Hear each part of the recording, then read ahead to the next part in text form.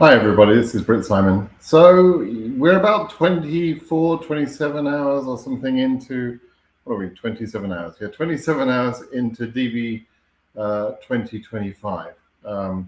By now, most people, probably a large majority of people, will have checked their results on the DV lottery checking website, which is dvprogram.state.gov/ESC.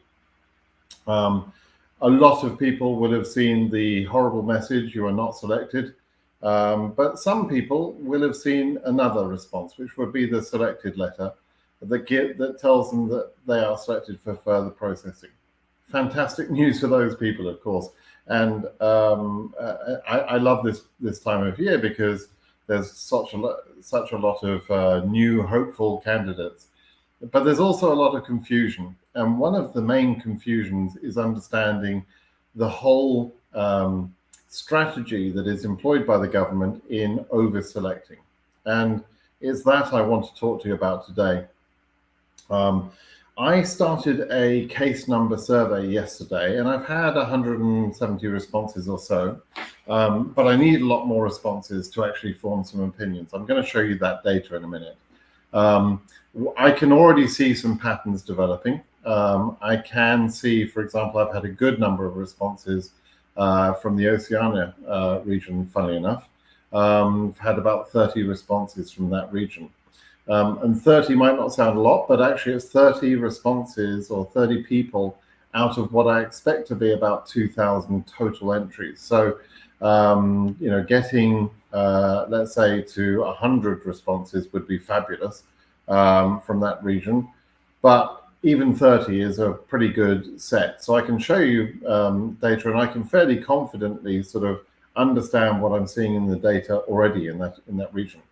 In other regions, not so much confidence in what I'm seeing yet. I've got some initial thoughts, but I don't have enough responses to really sort of be certain about what I'm saying about the case numbers. But there are two things going on, and I firstly want to address that. The case numbers that are for selected cases don't tell us the whole story. What we really need to know is that for each region is how many people are in the region selected, okay, and then what is the case number distribution. Some of you should already know, many of you will know, that there are gaps or holes in between the case numbers.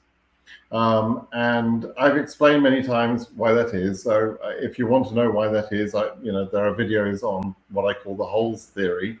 And that will give you a little bit more information. But just for now, accept that there are holes. And to give you an idea, in DV 2024, out of 122,000 possible case numbers for the region of Africa, because the case numbers, the highest case number we saw was 122,000 and something. So that means they started at number and went all the way up to 122,000. But out of that 122,000 possible numbers, 90,000 of those numbers were holes where the cases had been removed from the draw. And only about 33,000 cases were true cases, right? So we need to know how many people are selected, and in July or August, we will have those numbers. We'll know exactly how many people are selected. And when we know that, then we can understand positionally where you fit in that range, right? And until we know that, we don't know, whether everybody has a chance of going current, or whether some people's numbers are too high. We can only make assumptions at this time, right? So let's have a look at the data that I've collected so far from people's responses, and we'll talk about that. And hopefully you'll get a bit of an idea of some of the case numbers, but we won't know everything, right? I want to just make that clear before we sort of start looking at the data. We don't know everything at this point. We can't possibly know everything.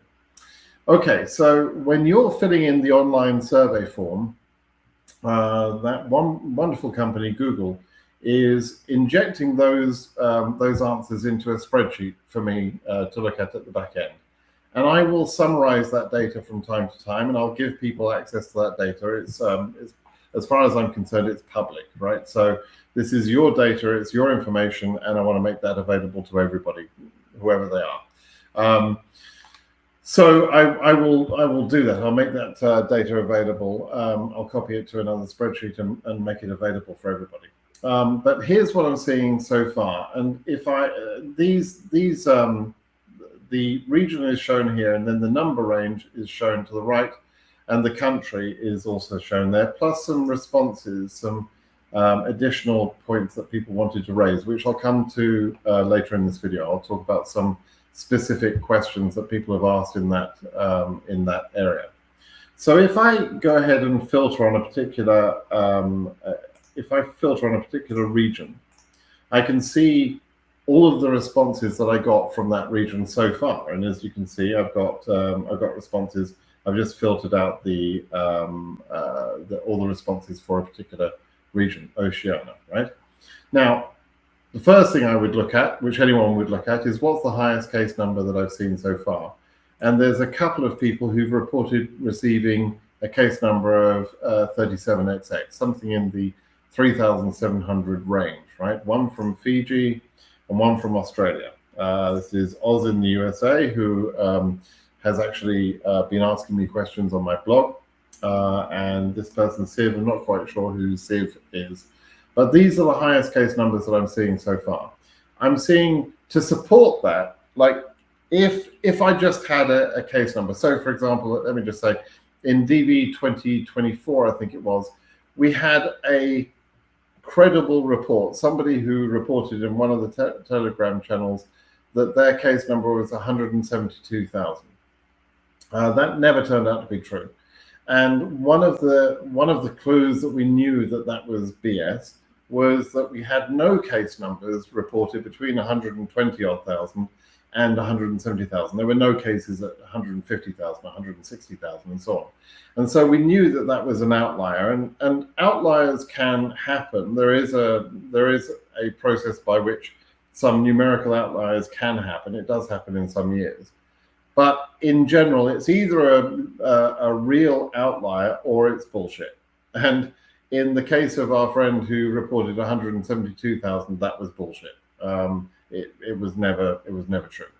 And so one of the things I'm looking for is enough responses that that makes it clear that I'm getting a number which is supported by other numbers close to it.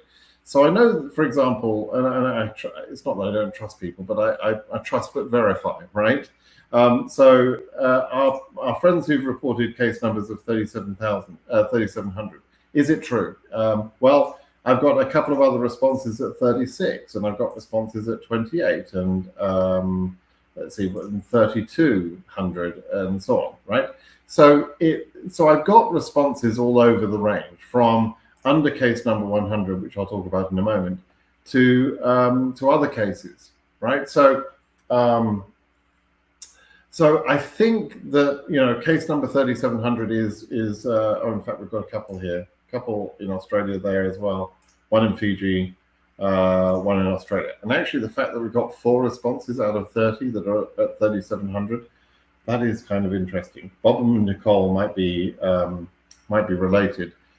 Maybe it's the same couple sitting in different parts of the same house, but and both reporting the number, not sort of talking to each other. So that's possible. But let's say we've got 4 responses at 3,700. The fact that we've got 4 as a sample out of what is probably about 2,000 actual winners in Oceania tells me that we're probably going to see a case number that's a little bit higher than that. Maybe 38, 39, maybe even 4,000. But I haven't seen anything above 4,000, right? So I would tend to think, okay, that's not quite as bad as DV 2024, where we did get case numbers up to nearly 5,000 in Oceania, which were hopeless cases. So the survey results are already quite telling in Oceania, and that's actually quite sort of solid data we're getting there. Now, I want people to continue reporting the numbers for Oceania. It's very helpful. The density of responses is actually important statistically. In order to use an inference process, like there's a thing called frequentist inference and a Bayesian inference and so on. There's some statistical methods we can use to try and predict the highest case number. It's kind of fun for geeks. But it tells me that we're getting to the right sort of numbers here, right? Okay, so that's Oceania. Oh, something I want to just touch on. Our friend Samer says he's from Syria and has a case number under 100. So Samer, if you're listening and watching or whatever, please contact me. I want to know why you've got a case in Oceania. It might be a mistake, right? You may have made a mistake in somehow in your case, and if my suspicion is correct, then it would be an absolute fatal mistake for your case. If you don't have a justification for charging to an Oceania region country, then you will be disqualified at the interview if you choose to go to an interview. So I'd like to know from Samer, why have you got that Oceania? There could be a justification. You could be married to someone from the Oceania region, but and in which case you would have very wisely used their country of eligibility as your country of eligibility, or perhaps you're reporting, that your spouse is the winner and that spouse is from Oceania. But anyway, let me know. Reach out to me on BritSimonSays.com because I want to avoid you making a mistake. Okay, let me have a look at some other regions here and show you some other regions. We've got a reasonable number of responses here in Africa. The highest case numbers I see, there's an AF 93,000 in here, reported by my good friend Abaid. This gentleman is constantly talking to me in the DV 2024 forum, but he's reported three Tanzanian numbers: 73,000, 83,000, and 93,000. So I'm taking those as being real. We've got someone at 84,000 here. We've got an 83,000 up here. So it's somewhat supported. Now, again, we don't have any case numbers for Africa yet above 100,000. In DV 2024, there are cases up to 122,000 and something, right? So the fact that I haven't seen a case number above 100,000 is somewhat encouraging. Although you have to understand the density of real cases versus the density of holes can vary year to year. So it's not necessarily wonderful news, but it's somewhat encouraging, right? So so we've got quite a few numbers there. Now, we have, let's see, how many have we got? Does this thing tell me how many we've got? Yeah, I'll count 52. Right, so we've got 52 responses from Africa. 52 responses from Africa is not as many as I need to actually start making assumptions about that region. There will be around about 25 to 30,000 real cases, I think, in Africa, maybe as much as 35,000. We had 33,000 real cases in Africa in DV24. So 50 out of 30,000 is not as good as Oceania, where we have 30 responses out of 2,000, right? And so that's why I'm saying statistically, it's not really enough numbers for me to say very much about it, other than I'm seeing case number at 93,000-ish. I'm seeing other cases at 80,000, something, 86,000, 83,000, and so on. So that's somewhat useful. But please, if you're from Africa, please go and add your case number response into the survey. It's very important that we get this data, as soon as possible. Let's have a look at Asia. In Asia, now understand, I should probably say let me give you the, just quickly. Let me pop over to DV24 data. I'll show you this. In DV 2024, the highest case numbers that we had, 122,907 was Africa. The highest case number that we had, this is selected, this is not going to be current, this is selected numbers, right? 42,876 in Asia. 66,932 was the highest case number selected in Europe. In Oceania, 4,999, right? So nearly 5,000. And the highest case number selected in South America was 5,574, right? So those are what I consider, and DV 2024 has been the highest number of selectees that I've ever seen. And I think that the program has ever seen. So those are really high case numbers. But you could have a case number of 200,000 if you had a lot of holes, right? So the holes is an important part of the formula, right? So anyway, go back to our other spreadsheet. We'll look at Asia. In Asia, we have case numbers like this: 27,000 there, 24, 25,000, 22,000, 25,000, right? So 28,000. So we've got cases at 29XXX, which is 29,000 to 30,000, somewhere in that range. And we have support for that number at about 28,000 in that range, 28 to 29,000. And so on, 27,000 as well. So again, I've got every reason to believe that these numbers being reported are within the appropriate range. And those are significant. So there's no case reported yet over 30,000 from Asia. Be interested if there are cases above 30,000. But when you consider last year's numbers for Asia were over 40,000, this again is somewhat encouraging, right? So we've got Oceania with a number range that looks like it could be under 4,000, whereas last year was about 5,000.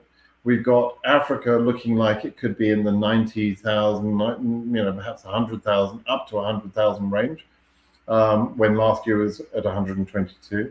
We've got Asia showing up at around about 29 to 30,000, when last year was 42,000. So in general, the case numbers are lower than last year. Now, that can be because there's less selectees than last year, which I hope is the case, or it could be because there's less holes than last year, which I would be surprised if that's the case, because the techniques that create the holes are pretty much the same this year as they would have been last year. And in fact, if anything, the holes tends to increase over time because the methods to disqualify those cases, creating the holes, tends to improve. The technology tends to improve. Okay, so that's Asia. That's Asia cases for you, right? We'll have a look at Europe. And in Europe, we can see we've got cases. Now, again, I mentioned we had case numbers 66,932 in Europe last year. So are we seeing any cases in the 40s? Well, yeah, we see one there, 40,000. We see some support for that, 36,000, 37,000, 39,000. So again, it's this 40,000 case isn't an outlier. We've got another 40,000 case there as we go up. We've got a total number of responses of, let's see, we've got 58 responses in Europe, which is not a bad number of responses, but it's not as many as I would like. So yeah, we've got a couple of cases here, 40,000, 40,000, 40,000. We've got 3 responses at 40,000, nothing at 41, or 4 responses. Nothing at 41,000 or above, right? So that's beginning to suggest that, you know, our high case number is going to be in the 40,000 range, low 40,000 range. We might start seeing some numbers higher than that. Perhaps people haven't yet reported their cases. Perhaps they haven't checked their numbers. They haven't checked their cases at all. It's possible. But we're beginning to see that information. So again, I'm imploring you, I'm begging you, please go into the case number survey and get as many responses as we can. We've got 170 responses or something so far. I would feel much more comfortable in making some sort of estimate based on this if we had something like 500, 600, 700 responses. So please, I need many more of you to go in and answer. My YouTube channel yesterday had something like 45,000 views, individual views of videos that I published yesterday. So there are a lot of people who are looking at the data, and some of them are reporting the numbers. Not very many, but some of them are reporting the numbers, right? So, and probably we've had, best part of, probably more than half the people have already checked their numbers.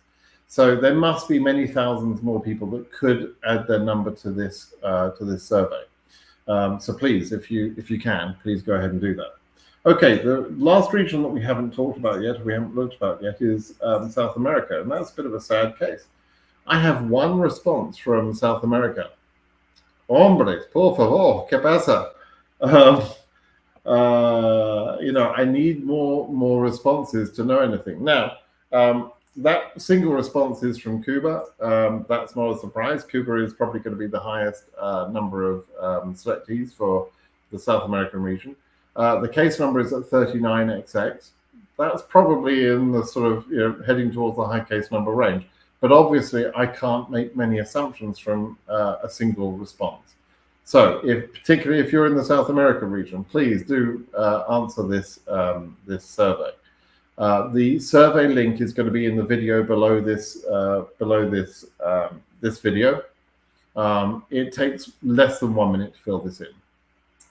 Okay, let me now respond to some of the questions. And if you haven't, if you didn't ask me a question in your response, then this next part is probably going to be not that interesting for you, because I'm going to specifically answer some questions. I added another field in the form to allow people to make some sort of comment, anything else they would like to add. And some people use that as an opportunity to ask questions or leave a comment of interesting information. And I've highlighted some of those that I would like to sort of bring out. So if you've got a few minutes more, by all means stick with me. But if you want to know about the data and the survey, and that's all you wanted to know, then you can probably drop them from the video. Okay, so let me just sort of quickly read through. I probably made a mistake with this survey. I probably should have collected an email address. I could have switched that on. I could have collected an email address, but I didn't want people to feel like I was prying into their information. So I've left that for individuals, to just give me a pretty anonymous response and then just make a comment. And so because I don't have the email address, and I don't necessarily know who is the person reporting this or asking this question, I can't answer these questions directly. And some of the questions are actually pretty good. So let me address those questions now. Okay, so a couple of things to point out, and I've highlighted some interesting ones. This one was second time consecutive winner. Now, count these, right? I want you to count the number of people that tell me they are selected for a second or a third time or something. It's actually quite startling. So our friend in New Zealand with a case number of had a case number last year of OC 3700, which is too high, and this year has a case number of 800. I think this is Pete. Is that right? Yes, it's Pete. So Pete has been interacting with me on Telegram for the last day or so, so that's really good news for Pete. Basically, last year his number's not going to become current. He knows that, but 800 will become current in this year. Okay, and then as we go down here, let's see, one last year with a substantially similar number, unfortunate. That's case number 2800. Now, case number 2800 is going to be tough to get current in DV 2024. So if that number was the same last year, then this person, bless their cotton socks, 2025 Kiwi, is probably going to miss out 2 years running, which is sad to say, but that's a very real possibility at that case number range. Let's see, what else? No more thanks for the information. Followed you since 23. That's nice. Could you explain which numbers I should check or follow for my chargeability company, Azerbaijan, is in AS, but I applied and live in EU, and case number also contains EU. This is another one where Azerbaijan is oh man, now you're confusing me. Because the American government have kind of a weird understanding of what's in Europe and what's in Asia. So I always come and check before I make the assumption of saying that's in Europe, or that's in Asia. Right. So Azerbaijan, according to America, is in Europe, whether you agree with that or not. So, so in answering this question for Azerbaijan, this person thinks Azerbaijan is in Asia, and I would agree, but it's not as far as the American government is concerned. It's in EU, and so the answer to this person's question is they should follow the EU number, because EU is what shows in their case number, and so even though they think they're living in Asia, they should be following the EU number in the visa bulletin. That, by the way, is the same even if that person were to move, let's say, to Oceania region, right? Just because they move to Oceania region, it doesn't matter. They still keep their EU reference in their case number, and therefore have to follow the visa bulletin for EU. Same thing for countries, like an Egyptian is going to have an Africa case number, and Egypt commonly gets an accept number when you see the visa bulletin, which means that their cases are processed slower than other countries in that same region. Even if that Egyptian moves to another country, which is not restricted in that way, their case number will still only become current when their number exceeds the Egyptian number, if there is an accept, right? A little bit confusing, I know. If you haven't seen the visa bulletin, that's probably a little bit confusing, but you'll get the idea. You've got plenty of time to learn. Okay. This person says they got married after they submitted the application. Is that a problem? No, that's no problem at all. It's very normal. Life happens. People have babies after they submitted the application. The original DV entry, right? People get married. Some people unfortunately die. Life happens. Things happen, and so it's perfectly normal. So this person was single when they entered the lottery, is now married when they've won the lottery, and should submit the DS-260 as married, right? And even if that person were not married today, but let's say had a fiance, they was madly in love with the fiance, and has now won the lottery, that person should say, okay, if I'm either going to split up with this person I love because I'm moving to America, right? Or they should rush out and get married as soon as possible so that they can submit the DS-260s as a married couple. Perfectly okay, perfectly legal, not going to cause any problems with their visa process, as long as they can prove that the relationship pre-existed the DV lottery win.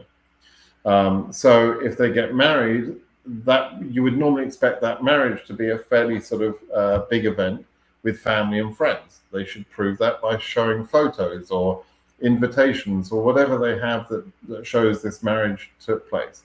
If they got married, they presumably had a relationship before, and they should be showing emails or text messages that they sent each other before the marriage to show that they had a relationship prior to the DV lottery win. So as long as they can do that, there is no risk of getting married after the draw or before the draw, but after the initial entry. No risk at all. But there is a risk for some people that try and commit some sort of fraud to, let's say, marry their friend's sister or something and take an extra person, that will be risky and is unwise to do, because the consular officers are looking for that sort of fraud. They understand that takes place. So don't do that, okay? And one other thing, there are some scammers that will try and get you to, maybe you went to an internet cafe. I hear this story every year. Someone went to an internet cafe and someone there was helping people enter. And when that person wins and was single, the guy at the internet cafe says, "Hey, my sister, she's kind of ugly, but she wants to go to America. So even though she's ugly, would you please marry her? And I'm adding her to your case." Well, don't do that. For God's sake, don't do that. Not because she's ugly, but because that is fraud, right? And it will get both of you banned from America for life.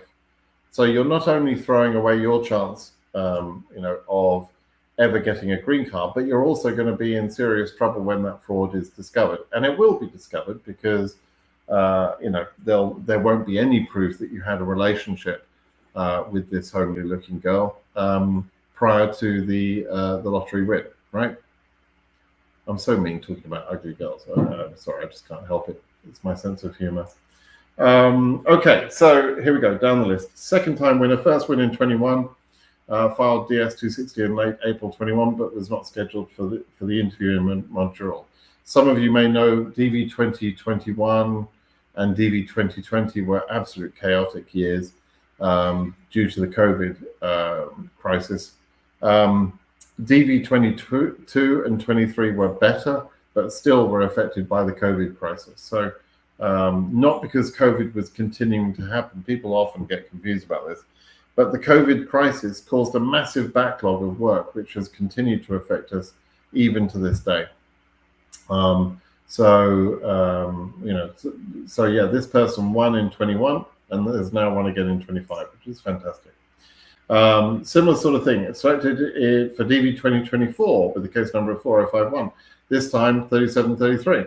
Okay, so this is amazing. This is another consecutive year selection, right? 2 selections, 2 years running, which is awesome. The only bad news is that 3733 is probably not going to get current. Almost certainly, I would say at this point. Although I can't be 100% sure because I don't know how many selectees there are. But yeah, 3700. I'm sorry. I think you're going to have 2 wins in 2 years and 2 losses in those 2 years too. Won it second year in a row. This time with a much better case, right? So another one from DV 2024. Now, what's the consistent thing here with these second-time winners? They're generally from Oceania region. That's not always the case, but Oceania region has a much higher chance of selection than the other regions for reasons that I could explain later, but it's a true thing. And so it is quite likely that people who enter in the Oceania region, who enter a number of times, particularly if they're a couple, they're quite likely to be selected if they plan to enter over a period of 4 or 5 years. They're quite likely to be selected. But there are also other regions and other areas like this one in Kazakhstan, for example, which is that's an EU case, and that's the second-time winner. So it does happen in other regions too. It's just not quite as common. Okay. Yeah, another one selected in Poland, DV 2020 winner, and is now won again, which is fantastic news. So that's really cool. What's the total number of people that entered the DV lottery? This is a straightforward question. We don't know that yet. We think it's probably around about 20 million. I'm saying that because I watched the traffic that hit the servers at the entry time, and I sort of plotted that traffic out, and I created a video on that. If you want to have a look at that, there was a video which I posted around about November, in the first week of November last year, that traced how much activity there was going on the servers. and plotted that against 2 other years, one which had a fairly low number of entries, one which had a very high number of entries, and DV 2024 was somewhat in the middle.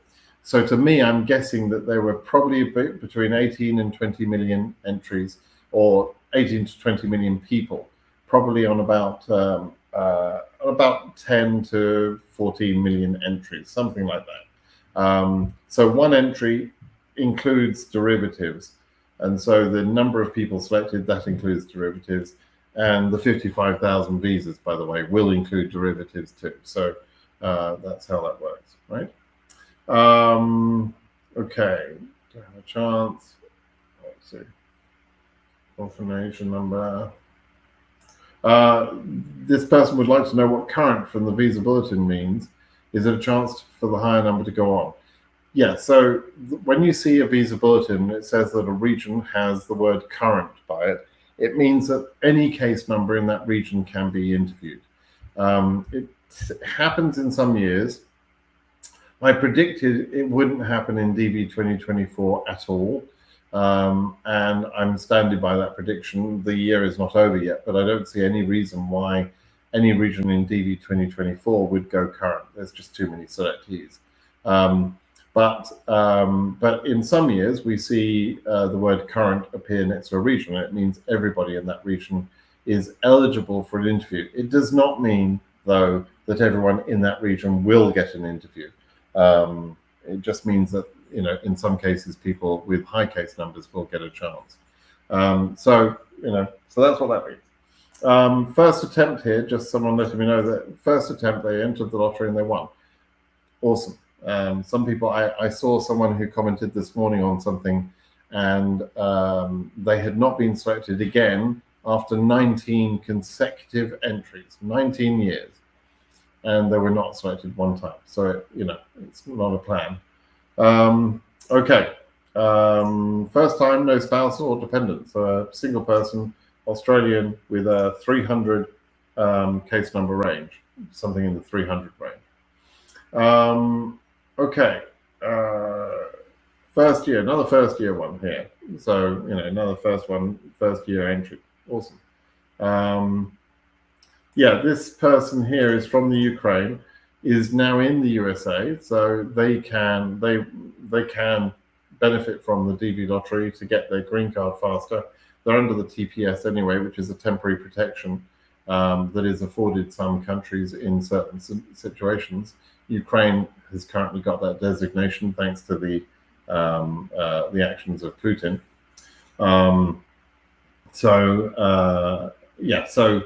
That person is going to be able to adjust their status to a green card through the DV lottery, which is fantastic. This person's asking, I'm studying in Belgium. Could I do everything in Belgium, or do I need to move back to Cameroon? No, you do everything where you live. It doesn't matter what region you're from. You can process your case where you live, right? So yeah, no need to go back to Cameroon for that person. This question here was so complex and long, I couldn't understand it, to be honest. So I won't answer that one. Was the 23 winner AF 5600, 56,000, and is now won again 2 years later in DV 25. So another entry. So I think we've now seen 6 or 7 that are second-time winners. Fantastic. This one has a citizenship of Israel, lived near Tel Aviv. So the embassy is going to be Jerusalem. I think I've just engaged. Yeah, I'm pretty sure I just engaged with that person this morning to talk about Jerusalem embassy, whether that embassy is actually working or not. And okay, I'm an 11th grader right now. I'm not sure if by the interview time I will finish my 12th grade. Really interesting one here. So this is someone who's young, very young. Bear in mind, there is no age limit to enter the lottery. So you can enter the lottery at 16 years old, 15 years old, whatever. But the point is you have to have reached a certain education standard at the point of the interview, right? Now, this person is in Egypt. Let's have a look at the case number. 32,000, right? So this person is going to be current for interview in around about, let's guess at sort of March, April of next year. They can even delay that by delaying the DS-260 submission if they wanted to, because by the time they finish the 12th grade, they want to finish the 12th grade, because that's probably the level they need to qualify for the lottery. So this person should probably delay their interview until they finish the 12th grade. If they went for interview and had not finished the 12th grade, they would probably be denied. But if they go for interview after having finished the 12th grade, then they've got a chance. So this particular person should actually be delaying the case in some way. And the most effective way of doing that is by delaying the DS-260 submission. It's probably, I'll bet this person has probably immediately submitted the DS-260, because that's what people do. They do that without really sort of understanding when they should delay, when they should do it quickly. So it may be too late for that person to delay their case in the way that I'm suggesting. But if that person, let's say we're going to finish their studies in June of next year, for example, they should plan to have an interview in July, August, or September of next year, and that would serve them better. Okay, so I thought that was kind of an interesting question. But anyway, that's all I wanted to go through with these with this information, with the data that I'm collecting. Please do what you can to where am I? I'm a little bit lost here. I'm trying to find my window. Do what you can to here we go. Yeah, stop sharing that. That should be me again. Do what you can to respond to that survey, please. Do let me know of your case numbers. It would be, extremely useful to have that. There we go. I'm over here. And so let me just make that big. So yeah, please do fill in that survey. Please subscribe to the channel.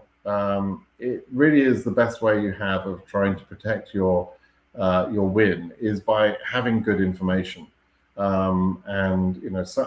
Good information will make all the difference in some of these cases between getting a green card and not getting a green card.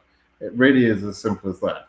So I implore you, please do subscribe to my channel, check out my blog, make sure you subscribe to one or the other, so that you're getting good information. And if you have any questions you want to ask me, by all means, you can come and ask me on BritSimonSays.com. And I will answer your questions. I've answered 200 or 300 questions in the last 24 hours from people, and so I'm happy to take your questions and answer your questions. Okay, all right, everybody. Thanks for listening. Sorry, this was a fairly long video, but hopefully you found some of it interesting. All right, bye now.